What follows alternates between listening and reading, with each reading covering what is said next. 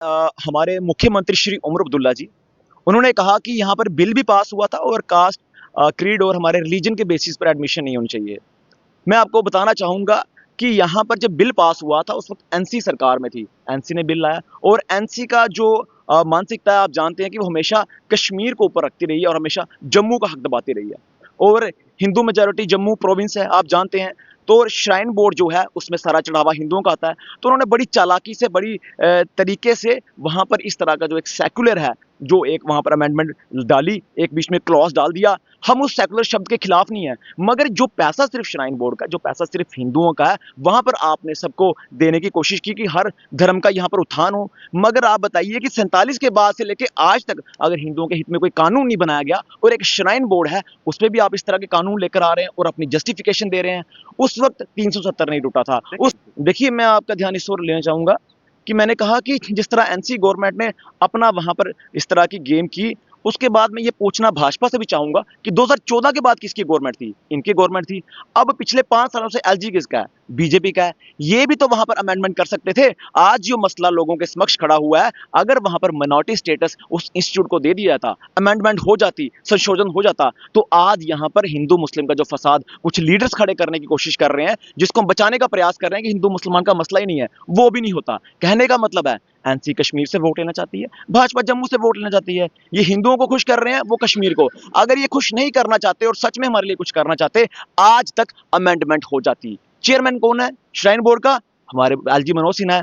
और ये shrine board में जो कुरीतियां हैं जो चल रही हैं, ये कई सालों से यहाँ पर जग जाहिर है। इफ्तियार पार्टी कहां पर हुई? श्राइन बोर्ड के अंदर ही आपने दे दी। वहां पर स्टैंपेड कहां हुआ? श्राइन बोर्ड में हुआ। बिजनेस का अड्डा कौन सा है? श्राइन बोर्ड बन गया हुआ है। करप्शन का अड्डा कौन सा है? श्राइन बोर्ड का। ये चीजें हम पिछले 12 साल से, जब मैं एकजुट जम्मू में था, तब से करते या दिखाते आ रहे हैं, मगर ये चुप क्यों रहे? और आज इस मुद्दे को क्यों उठाया गया?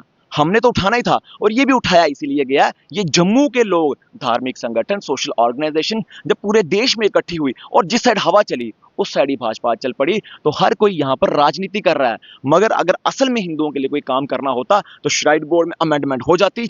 आज वो जो 42 स्टूडेंट जो आज 45 हो चुके हैं, आज उनको दरबदर नहीं होना पड़ता। मगर मेरी ये भी डिमांड है कि उन बच्चों को दूसरे कॉलेज में एडमिशन दी जाए और श्राइन बोर्ड को पूरी तरह से इसे यहाँ पर सनातनी चरित्र इसका बना के रखा जाए, ताकि वहां पर हिंदुओं का एडमिशन। देखिए, बांग्लादेश तुर्की क्यों भेजना है? हमारे जम्मू में और भी कॉलेज हैं। जीएमसी जम्मू है, किश्तवाड़ में कॉलेज है, डोडा में कॉलेज है, हमारे श्रीनगर में इतने बड़े बड़े कॉलेज हैं। तुर्की बांग्लादेश क्यों जाएंगे हम? तुर्की बांग्लादेश हम जाएंगे, वहां पर तो जो रेडिकलाइजेशन हो रही है वहां पर अपने लड़कों को भेजेंगे। हम अपने युवाओं को, अपने देश के, अपने जम्मू कश्मीर के युवाओं को यहीं पर एडमिशन होना चाहिए। बहुत सारे कॉलेज पड़े हुए हैं, वहां बहुत सारी वैकेंसीज भी पड़े हुए हैं। अब इसको मुद्दा बनाना और इस तरह के वक्तव्य देना, ये उन्होंने प्रोवोक किया है। मैं बड़े होशो आवाज में, मैं जिम्मेदारी से कह रहा हूं कि उमर अब्दुल्ला ने ये प्रोवोक करने वाली स्टेटमेंट दी है कि जिस तरह से दिल्ली में जो वहां पर डॉक्टर्स जो हैं, जो विशेष धर्म से ताल्लुक रखते थे, वो वहां पर पाए गए और उन्होंने ये थ्रेटन किया है हमारी सरकार को, एलजी मनोज सिन्हा को, सेंट्रल गवर्नमेंट को, ये शब्द बोल के कि हम वहां पर तुर्की भेजें, उनको बांग्लादेश भेजें। तो ये जो आपका तरीका, ये ठीक नहीं है। आप बच्चों को प्रोवोक करने की बात कर रहे हैं और कहीं ना कहीं आप ये जो तंज कस रहे हैं, ये देश पर तंज है। देखिए, बराबर का इख्तियार दिया जाना चाहिए। राइट टू एजुकेशन का हक हर किसी का है, इसमें कोई दुराहा नहीं है।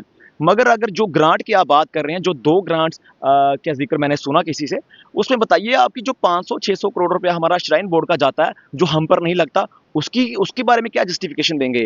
अगर उसका कंपैरिजन करना हो तो मात्र 1% फंड्स हमें गवर्नमेंट से आए होंगे, बाकी तो सारा हमारा गवर्नमेंट से जाता है। हमें हमें ये कीजिए आप कि जो 500-600 करोड़ रुपए आता है वो आप हिंदुओं को दीजिए, हमारे गुरुकुल खुलें, हमारी गौशालाएं खुलें, और उसके बाद अगर आप एडमिशंस की बात करेंगे तो उस पर भी हम सोच विचार कर सकते हैं। मगर इस तरह की जो स्टेटमेंट दे रहे हैं उमर अब्दुल्ला साहब कि वहां पर 2 ग्रांट्स आई हैं, मगर जो 500-600 करोड़ रुपया हिंदुओं का सरकार सबकी डेवलपमेंट में खर्च कर रही है, तो आखिर हिंदुओं के लिए अगर कोई बोर्ड नहीं, अगर एक बना है, तो हमारा उत्थान वहां पर क्यों ना हो? आखिर हमारी डेवलपमेंट से, हमारे वेलफेयर से आखिर दिक्कत किसे हो रही है? ये होनी भी नहीं चाहिए। इसलिए हम ये बार बार कह रहे हैं, और इसीलिए इस चिंगारी की जो आग बनकर पूरे देश में फैली है, उसके पीछे में आधार यही है कि पैसा सारा हिंदुओं का है और सारा का सारा पैसा सेंटर लेकर जा रही है। वक्फ बोर्ड से मुस्लिम कम्युनिटी की अपलिफ्टमेंट हो रही है, उसके बाद क्रिश्चियन मिशनरीज अपने लोगों की कर रहे हैं, गुरुद्वारा प्रबंधक कमेटी सिखों की कर रही है। हमारे लिए कोई बोर्ड नहीं है और हमारा पैसा सब पर लग रहा है। आखिर ऐसा क्यों? आखिर कब तक हमारे अधिकारों का हनन होता रहेगा और हमारी ही ऊपर राजनीति होती रहेगी? एक मैं संदेश मुस्लिम कम्युनिटी को देना चाहूंगा कि आप सोचते हो कि मुस्लिम कम्युनिटी के ऊपर यहाँ पर वोटिंग होती है या उनका फायदा उठाकर यहाँ पर राजनीति होती है। नहीं, यहाँ पर भाजपा जो है हिंदू कम्युनिटी के ऊपर उनके अधिकारों को वंचित रखकर उन्हें एक एक प्रतिशत देके थोड़ा टुकड़ों में बांट बांट के उन पर राजनीति कर रही है, जो बंद होनी चाहिए। और जिस तरह आज ये पूरा समाज इकट्ठा हुआ है, ये लड़ाई आम सनातनियों की है, उन्होंने शुरू की है और कल इस लड़ाई को जब हम जीतेंगे तो उसका श्रेय किसी पार्टी को नहीं जाना चाहिए, आम सनातनियों को जाना चाहिए। और आपके माध्यम से मेरा मुस्लिम भाइयों से ये निवेदन है कि इस लड़ाई में हिंदू मुसलमान ना होने दे। ये लड़ाई हिंदू मुसलमान की है ही नहीं है। श्राइन बोर्ड हिंदुओं का बोर्ड, वक्फ बोर्ड मुसलमानों का बोर्ड, वक्फ बोर्ड उनकी वेलफेयर के लिए काम करे, श्राइन बोर्ड को हमारे वेलफेयर के लिए काम होना चाहिए। इसके लिए आप भी आवाज उठाएं। धन्यवाद।